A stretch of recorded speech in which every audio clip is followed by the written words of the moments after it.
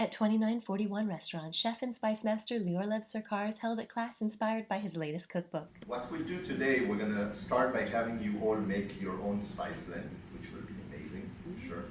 And then once we've created the spice blend, we'll mix this cake.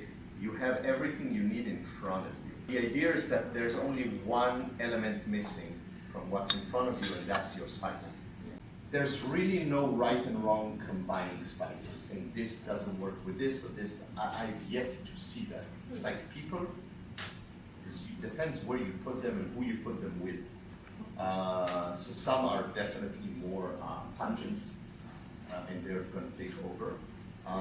So it's, and today is the first for the most of you, so there's really no right and wrong. It's about trying and having fun.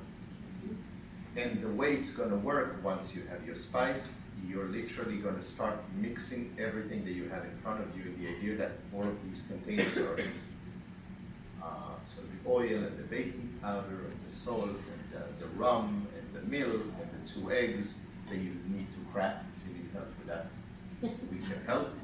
And whisk it all, and once it's ready, using the rubber spatula that you have in front of you, you're just going to pour it into this cake mold that was pre-sprayed with PAM. I took care of that.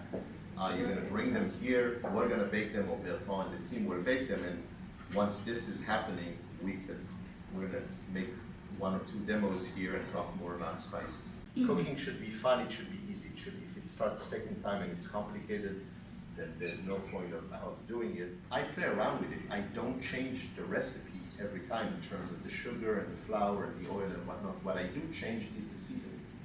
So that if one time I want to make it a bit more floral and sweet, great, I'll just season it differently. If I want to make it more savory, I just add different seasoning.